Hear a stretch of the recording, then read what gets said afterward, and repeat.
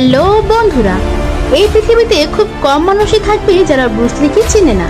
Bruce লিকে বলা হয় martial আর্টের রাজা।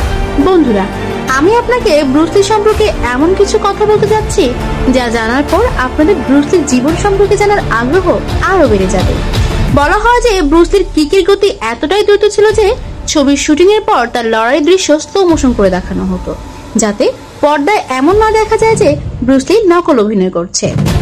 ব্রুস লি 3 ফুট দূরে থাকলেও 0.05 সেকেন্ডে পাঞ্জো দিয়ে যে কাউকে ফেলে দিতে পারতেন। আপনি ব্রুস লি সম্পর্কে এই তথ্যটি জেনে হতবাক হবেন যে তিনি নানচাকে এতটাই পারদর্শী হয়েছিলেন যে একসাথে দুজন লোক তার সাথে টেবিল টেনিস খেললেও তিনি নানচাক দিয়ে তাদের খুব সহজে হারিয়ে দিতেন।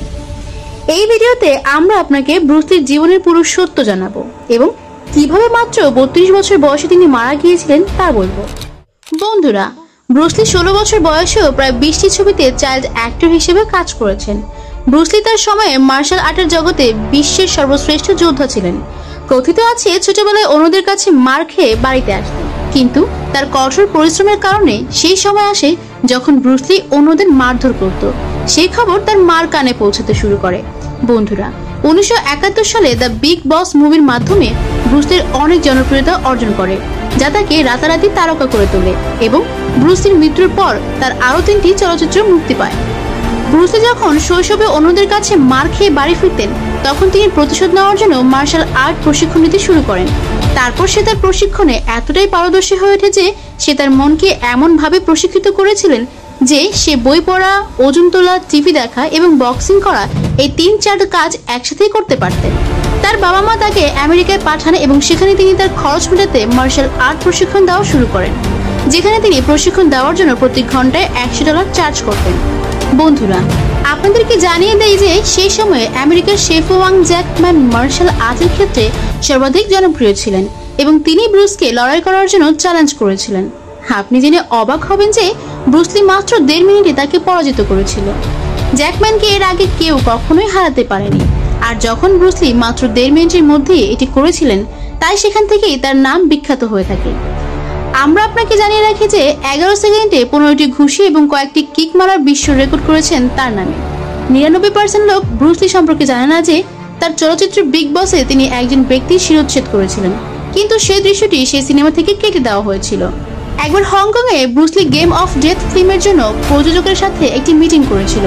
সেখানে তার লাঞ্চ এবং ডিনার উভয়ই ব্যবস্থা করা হয়েছিল। ব্রুস লির প্রচন্ড মাথা ব্যথা শুরু হয় এবং তার সহ অভিনেতা ছিলেন ব্যাটি টিং পাই, যিনি তার ফিল্মের নায়িকা ছিলেন। তিনি ব্রুস লিকে একটি পেইন কিলার দিয়েছিলেন। ব্রুস লি পেইন কিলারটি খাওয়ার পরে তার রুমে ঘুমাতে যান। রাতে যখন ডিনার টাইমে তাকে উঠাতে যাওয়া হয়, তখন অনেক সময় দরজা নক দেওয়ার পরেও ব্রুস লি দরজা না খুললে দরজা ভেঙে দেওয়া হয় এবং দেখা যায় ব্রুস লি বেঁচে নেই। এই ঘটনায় সারা বিশ্বে আতঙ্ক ছড়িয়ে পড়ে। ময়নাতদন্তে জানা গেছে যে তার মস্তিষ্ক ফুলে গেছে এবং তার মস্তিষ্কের আকার 13% বৃদ্ধি পেয়েছে, যার কারণে তিনি মারা যান।